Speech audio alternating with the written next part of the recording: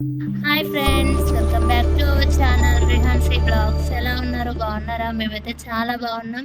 ఇంకా ఈరోజు వీడియో ఏంటి అంటే అంగన్వాడీలో వచ్చే పాల ప్యాకెట్స్ ఉంటాయి కదా, ఇక రెగ్యులర్గా తీసుకొచ్చుకున్నట్టు ఈ మంత్ కూడా మాకైతే పాల ప్యాకెట్స్ వచ్చినాయి. ఇంకా ఆ పాల ప్యాకెట్తో ఈ మధ్య ట్రెండ్ అయిపోయింది కదా, పన్నీర్ బయట ఎక్కువ కాస్ట్ ఉంటుంది అని చెప్పేసి ఇంట్లో ఉన్న వాటితో అయితే ట్రై చేస్తున్నారు కదా. సో నేను కూడా ట్రై చేద్దామని అయితే ఇక పాల ప్యాకెట్స్ తీసుకొచ్చినాకనైతే వెంటనే ట్రై చేసిన. ఎందుకంటే చేద్దాము అంటే మళ్ళీ అది అలాగనే ఉండిపోతుంది అని ఇంకా ఈరోజైతే చేసేసిన. పన్నీర్ అయితే ఇంట్లో పర్ఫెక్ట్గా వచ్చింది. నేను ఆ పాలతో అయితే చేసిన, మీరు కూడా ట్రై చేయండి. కలాకండ్ ఇంకా స్వీట్స్ కూడా చేసుకుంటే బాగానే ఉంటుంది, బాగానే వస్తుంది. కొంతమంది అంటారు కదా రాదు అని, అట్లా ఏం లేదు, చాలా పర్ఫెక్ట్‌గా వచ్చింది పన్నీర్ అయితే.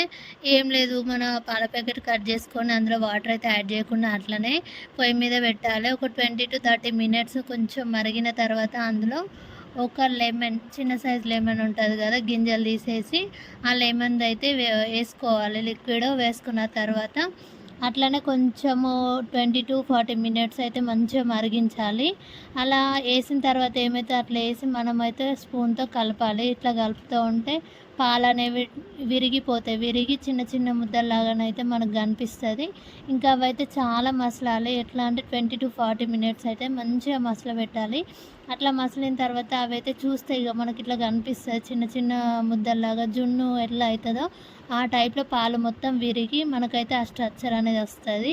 ఇంకా వచ్చిన తర్వాత మనం కొంచెం టైం లిమిట్ అంటే లో ఫ్లేమ్లో, అంటే మీడియం ఫ్లేమ్, మరీ లో కాకుండా హై కాకుండా మీడియం ఫ్లేమ్లో అయితే మంచిగా మరిగించుకోవాలి. అలా మరిగించుకున్న తర్వాతనైతే ఇంకా ఈ పన్నీర్ మంచిగా క్రీమీగా మంచి స్మూత్గా రావాలి అని అంటే ఏం చేయాలంటే దాని మీద మనం ఇంకా ఇట్లా వేడైన తర్వాతనైతే అవి మనము అట్లా వచ్చే వాటర్ ఉంటాయి కదా, ఒక వేరే దాంట్లో తీసుకోవాలి, దాంట్లో ఒక కాటన్ క్లాత్ ఉంటుంది. నేనైతే కర్చీఫ్ వేసిన, కాటన్ది ఏది ఉన్నా పర్లేదు, మీరు కూడా ట్రై చేయండి. కాటన్ దాంట్లోనే వేసుకోవాలి, ఎందుకంటే అందులో ఉన్న లిక్విడ్ అంతా పోవాలి. ఓన్లీ ఉంది కదా, పాలు పగిలింది ఉంది కదా, అది మాత్రమే వస్తుంది. ఇంకా దాన్ని అయితే మంచిగా అందులో ఉన్న వాటర్ అంతా పోయేటట్టు మంచిగా గట్టిగా చేసుకోవాలి. ఇక నేనైతే వేడిగా ఉంది కదా, సో నేనైతే కొంచెం తిప్పడానికి ట్రై చేసిన, కొంచెం అట్లా లిక్విడ్ వాటర్ అయితే పోయింది, అందులో ఉంది. ఇంకా అట్లయితే కాలుతుంది అని చెప్పేసి నేనైతే, మీ దగ్గర పప్పు రుద్దేది ఉంటుంది కదా దాంతో అయినా పర్లేదు, చిన్న రోలుకు ఉంటుంది కదా దాంతో అయినా పర్లేదు, అలా అలా ప్రెస్ చేస్తూ ఉంటే ఇంకా మొత్తం అందులో ఉన్న లిక్విడ్ అంతా బయటకు వస్తుంది. కింద మీరు ఒక బౌల్ పెట్టుకొని అట్లా జల్లి దాంట్లో చేసుకోవాలి, ఎందుకంటే ఎక్కువ అంటే కిందికి మొత్తము అడుస్తుంది. ఫాస్ట్గా జల్లిది అయితే తొందరగా నీళ్ళు అనేది పోతుంది కదా, అందుకోసమనే ఇంకా అట్లా వేసుకోవాలి. అట్లా చేసుకొని మొత్తం అందులో ఉన్న లిక్విడ్ మొత్తం పోవాలి. అట్లా పోయిన తర్వాత మనం దాన్ని చూసిరు కదా, ఇట్లా మంచిగా దగ్గరకు వస్తుంది. ఇది ఓన్లీ 1 లీటర్ పాలు కాబట్టి మనం ఫస్ట్ టైం ట్రై చేస్తున్నాం కాబట్టి నేను ఓన్లీ 1 లీటర్ పాలు మాత్రమే తీసుకున్నా. ఇంకా ఇప్పుడైతే ఇట్లా ట్రై చేసినాం కదా, నెక్స్ట్ టైం అయితే ఎక్కువ కూడా వేసుకోవచ్చు.